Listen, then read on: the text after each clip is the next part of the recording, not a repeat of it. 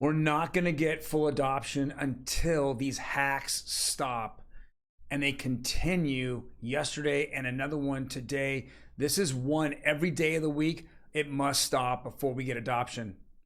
Welcome everyone to OG Crypto and NFTs. My name is Troy, and Monday through Saturday we go over the latest in crypto and NFT news. Before I get into these articles and more, smash that subscribe button. Love to have it subscribed. With just a brand new channel here. Hit that like. If you have any comments, leave them below. I'm more than happy to listen to your comments, actually even respond to them as well. Let's jump right into it. Now, many different news sources came up, and it hit last night. Solana, which actually wasn't Solana Network. It was the Phantom wallets. And several different wallets were being drained of their, mostly Solana. That's a Solana based wallet, or you put your Solana NFTs and maybe your Solana coins in. They were being drained. Now, there wasn't really a direction on why this was happening or not, but it just happens as Solana, who's had so many problems in the past, and it continues to have issues going forward. Now, what's happened is that whatever was in that wallet, it was pretty much drained out. So the coins were taken out. The NFTs, I heard some of them were taken out, some of them weren't. I don't know if the hacker was sophisticated enough to take out or know what actual NFT is worth something and what NFT is not.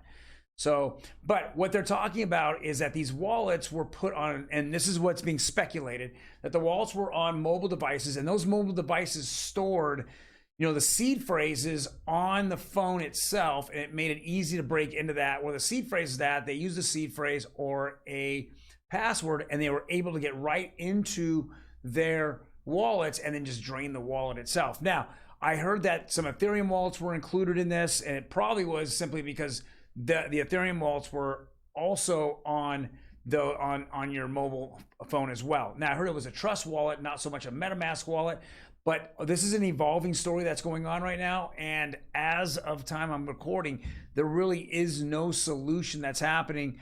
All I know is that, again, this is another black eye for Solana, and I just can't imagine a whole lot of people wanting to really put their time and effort into this particular L1.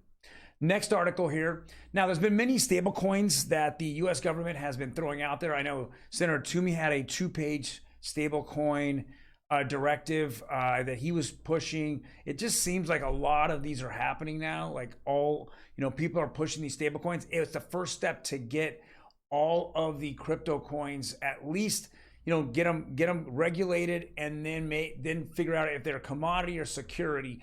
As we discussed on this channel many times, and you've seen it probably all over the internet, the Ripple SEC lawsuit, it's coming down to like the 7th or 8th inning right now.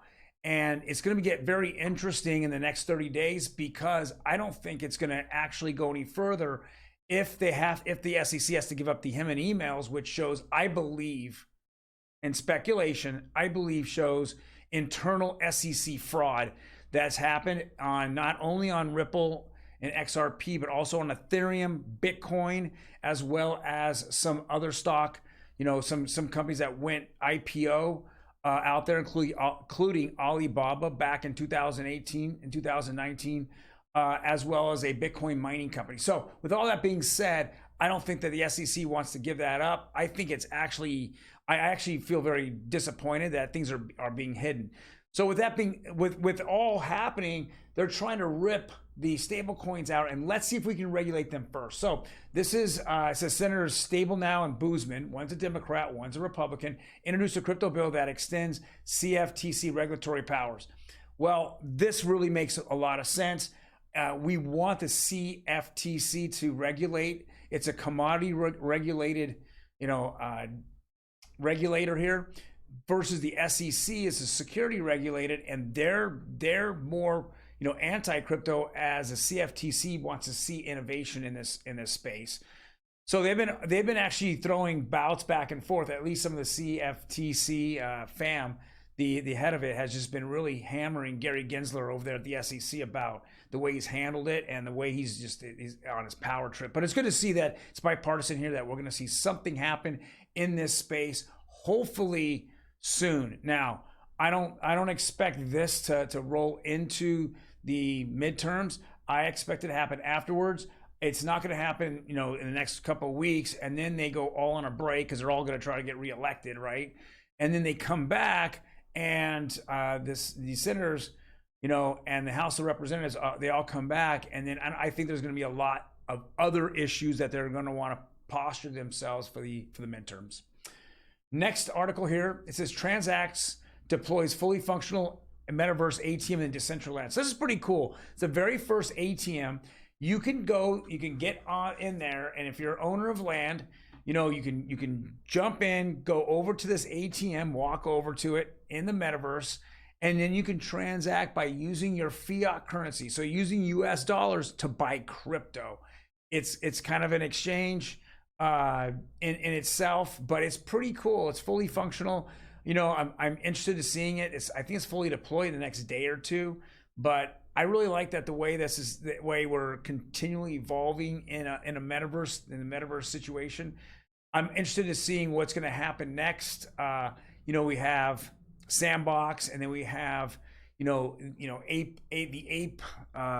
Bored Apes. I should say Yuga Labs has their other side, and to see if that can evolve into something like this. So I'm very interested in it. I hope that everyone else sees that this is the adoption that we need, and maybe try to even use it, see how it works. Next article. Yeah, here's today's hack. Hackers might be responsible for removing 4.8 million from crypto exchange ZB.com.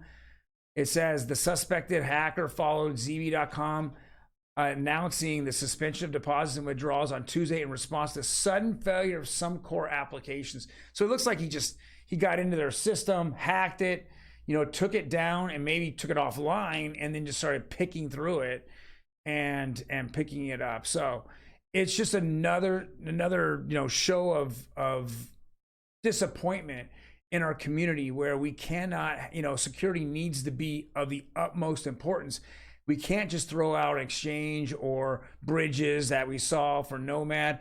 Can't just keep throwing it out and then not making security a number one priority. I know that I just saw an article on Nomad saying that they were told in advance that there was vulnerabilities in their bridge, and they just overlooked it, and they got hacked, and that's $200 million that now they have of clients and money that they're going to have to figure out how they're going to give it back. And if they don't give it back, you just lost the trust of the crypto world, right? Because everyone keeps getting hacked. You just look at the last 90 to 120 days. I mean, you think about it. There's been probably $110 billion taken from investors out there and retail. How do you keep having faith and telling me that it's going to be a bull market right now when investors just keep getting their money taken from them? Doesn't make any sense. So, yep, another hack. Can we get this to stop? Can everybody put security as a number one priority when putting together exchanges, bridges, or even your own system? So, well, guys, thank you very much for joining me. If you liked the video, hit the like button. Otherwise, please check us out on our OG Crypto and NFTs on Instagram, and we're trying to build that. We just opened it up. We're trying to build it on TikTok as well. Need to get 1,000 subscribers, then I can go live. We're probably 1,000 subscribers light of that. I'm just kidding with you. We're probably 995 light of that. So with that being said, guys, go over, subscribe there, subscribe on Instagram, subscribe here, and I will see you tomorrow.